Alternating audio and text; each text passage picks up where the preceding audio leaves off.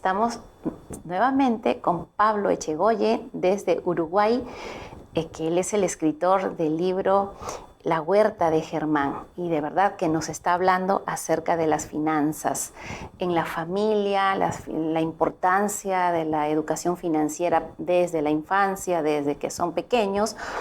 Y ahora pues vamos a entrar justamente a ese tema de las finanzas en familia, ¿no? El hecho de que ya los niños han vivido toda esta etapa en la cual pues ellos están constantemente siendo partícipes de lo que acontece dentro de la casa y ven la dinámica de los padres, cómo van. Entonces aquí, Pablo, nuestros niños definitivamente como que tienen más apertura a esta situación. Sí, sí, sí, tiene mucha más apertura, se habla mucho más en la casa. Luego de la pandemia cambió todo, dicen, ¿no? Uh-huh. Se habla mucho más en las casas estos temas.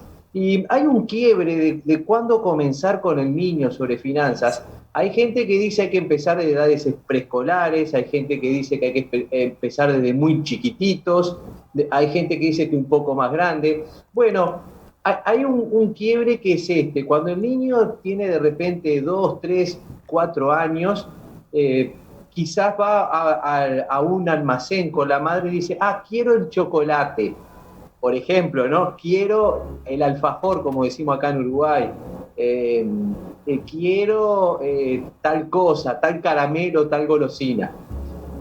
Cuando el niño tiene ya 5, 6, 7 años por ahí, el niño dice, mamá o papá, ¿tenés plata para esto? ¿Tenés plata para comprarme? Ahí ya hay un quiebre. Cuando el niño dice, ¿tenés plata? Y no dice, quiero esto, ahí porque el niño ya está con el tema del dinero y que se podría empezar con el tema finanzas. ¿Se entiende? Ahí está, digamos que el quiebre. Uh-huh. Bueno. El hecho de la alcancía, por ejemplo, porque se ve que los niños tienen su chanchito, el personaje favorito, ¿no? De acuerdo a la imagen que tengan, y ellos ya empiezan como que a guardar ahí la propinita que papá les da, que la mamá les da, o alguien de la familia que llega, ¿no? Sí, sí, eso es el incentivo del ahorro que estábamos hablando hoy, Uh-huh. ¿verdad? Uno de los tips para enseñar en la casa es el incentivo del ahorro. También hay algún para incentivar a los niños, voy a decir otra cosa más, que es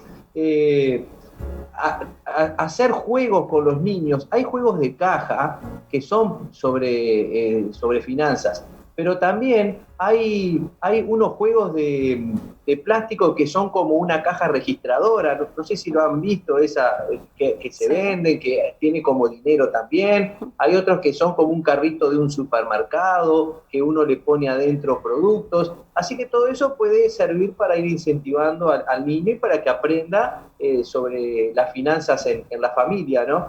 Ya estamos entrando en el tema de las finanzas de las familias. Uh-huh. Ahora, es bien común, y seguramente, Pablo, por la experiencia que tienes, a veces las finanzas generan un conflicto entre la familia y lamentablemente pues los niños perciben esto, ¿no? Y es que se llega a ser adulto y en realidad como no ha habido una educación financiera y te llenan de tarjetas los centros comerciales, ¿no? Y entonces de pronto haces un uso excesivo y abusivo de tu propia economía y compras sin medirte en la realidad económica que vives. Entonces esto conlleva a que en la casa la dinámica económica pues se altere y los niños vean esto. Entonces para que esto pueda prevenirse, ¿no? En el niño de ahora, ¿qué es lo que se recomienda para poder manejar y formar a estos niños a que tengan esa cultura del financiamiento? Bueno, vos dijiste esa palabrita clave de que la gente se endeuda con las tarjetas de crédito. Si yo te doy dinero y vos tenés que ir administrándotelo, es una cosa, porque vos estás viendo cuando gastás el dinero, ves que el dinero se te va. Ahora, si yo te doy una tarjetita, un plastiquito, vos no ves, no lo sentís en el momento, el cerebro no lo capta en el momento eso, ¿verdad? Entonces te incita a gastar más sin vos darte cuenta real de que lo estás gastando. Ese es todo un tema, ¿no? es todo un tema y sobre todo cómo altera esto a la persona y a la dinámica de la familia, ¿no? Se altera y ya por ahí está todo tenso, la mamá, el papá, o esto hace también que de repente el niño que está yendo a algún taller ya no va, ¿no? O tenían programado hacer una compra, ya no lo hacen, y esto pues el niño va escuchando, va mirando y dice, es que se excedieron en las compras, ¿no? Entonces, y qué difícil llegar a ser adulto y de verdad a veces valorarse, de llenarse de tantas responsabilidades que al final lo único que hace pues es saturar a la persona y no, hasta cierta forma se diría, con irresponsabilidad de haber hecho esas compras aún conociendo la realidad económica que vive, ¿no? Y bueno, parece que es el mundo un poco el que vivimos, ¿no? Por eso estamos haciendo esto de las finanzas en familia. Pero también las finanzas en la familia, vos lo decías un poco, que puede traer problemas en las familias, ¿no? También va en la creencia de cada uno, digamos, la creencia filosófica, ¿no? Filosóficamente, ¿qué es lo que uno piensa del dinero? ¿Cuánta gente hay que dice el dinero es malo? ¿Cuánta gente hay que dice del dinero en casa no se habla? O mientras estamos, por ejemplo, antiguamente, cuando se almorzaba o se cenaba en una casa, se decía, de dinero no podemos hablar porque estamos cenando, almorzando. Entonces, hay también ciertos tabú. Para eso, para las finanzas en familia, yo creé un lienzo, digamos, un mapa conceptual, como decimos los docentes. Ahora se le llama lienzo, antes le decíamos mapa conceptual, ¿no? Tú sos docente, ¿no? También le decíamos el mapa conceptual. Y que es esto que yo estoy mostrando por allí, que tiene que ver de cómo funciona las finanzas en una familia. Es decir, los elementos que configuran las finanzas en el hogar y las relaciones entre esos elementos. Estos elementos son 5, que son, en una casa hay que tener en cuenta los ingresos, los gastos, el ahorro, que es lo que une a todo el resto, luego el crédito y la inversión. Esos 5 elementos interactúan entre ellos y si logramos que interactúen en armonía, bueno, entonces no tendríamos que tener mayores problemas con respecto al dinero. El tema es cuando no están en la armonía, ¿no? Ahí se desequilibra la balanza. Y en esto ayuda esas tarjetas, como dije hoy, que con una tarjeta voy, compro, saco, me ofrecen crédito permanentemente, te pueden ofrecer créditos incluso a sola firma, ¿no? Por lo menos acá en Uruguay te ofrecen crédito a sola firma, no, venga, pase y llévese un crédito y al otro día lo tenés acreditado. Esas facilidades también hacen de que nos impulsan al gasto, ¿no? Excesivo, ¿verdad? Ahora, el tema del presupuesto, Pablo, porque a veces resulta que las parejas se juntan, se unen y bueno, forman un hogar y llegó la hora de hacer las compras o los gastos, programarlos. ¿Qué importancia tiene el presupuesto y cómo debería hacerse el presupuesto en la familia? Sí, eso es fundamental para las familias. Por eso las finanzas se llaman finanzas personales o finanzas familiares. Es decir, sirve para una persona, para una familia de 2 personas, para una familia con niños, para una familia con adultos mayores, en fin, sirve este lienzo que yo hoy mostraba, sirve para todo eso, ¿verdad?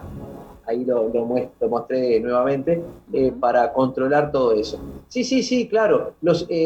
Para eso, el lienzo que yo mostré, por ejemplo, viene acompañado de un material donde dice cuáles son las fuentes de ingreso que podemos tener. Básicamente son el salario, la renta, las ganancias, es decir, la jubilación. Se puede trabajar en forma independiente, se puede trabajar en forma dependiente para otro. Muchas personas quieren aumentar los ingresos y por eso, además de trabajar en un trabajo como dependiente, se pueden hacer pequeños emprendimientos en la casa y muchas veces son familiares, ¿no? También puede ser por el cobro de rentas, de alquileres, por ejemplo, subsidios del Estado, herencia que podamos tener, y también unido a los ingresos viene la inversión. Por eso yo que tengo alumnos más o menos de 17, 18, 19, 20 años, en su mayoría, también tengo mayores y más chicos, ¿no? Me preguntan de cómo pueden hacer más dinero y cómo es eso de la inversión, porque la gente ve en la inversión una nueva fuente de ingreso, así que el ingreso está asociado a la inversión. Como parejas y como en un hogar de cualquier índole, también tenemos que tener controlados los gastos, y ahí podríamos decir que tenemos primero gastos necesarios, que son los de alimentación, los de vivienda, los productos de limpieza, por ejemplo. Después tenemos otros gastos que son los impuestos, que hay que pagarlos. Y luego podríamos decir que tenemos nuestros deseos, como llama la economía, los deseos y necesidades. Podríamos decir que tenemos deseos y que, bueno, primero pagamos los gastos necesarios para luego pasar a nuestros deseos, que puede ser, por ejemplo, el ocio, ¿no? Digamos, el salir a comer, otras cosas que nos gustan hacer y que también queremos tener dinero para eso, ¿no? Y algo importante con respecto a los gastos es el consumo responsable, aquello de tratar de ser eficientes energéticamente en el hogar, comprando electrodomésticos que sean eficientes, comprando una canasta de productos que sea inteligente, ¿no? Buscando los mejores precios con los productos de la época, tratando de cocinar productos de la época, saber si tenemos que cocinar porque comer afuera nos puede salir muy caro. Y bueno, el consumo de alimentos saludables al mismo tiempo, porque todo esto tiene que ver con nuestra salud también, ¿no? Así que hay que tener en cuenta eso que acabo de decir con respecto a los gastos, por ejemplo. Así es. Y entre el ingreso y el gasto, tenemos el ahorro. Acordémonos siempre del ahorro. Sí, mira, nosotros vamos a ir a la pausa y volvemos para hablar justamente del ahorro y la inversión. Vamos con el consejo que nos trae la doctora Esther Álvarez Bolaños, el miedo.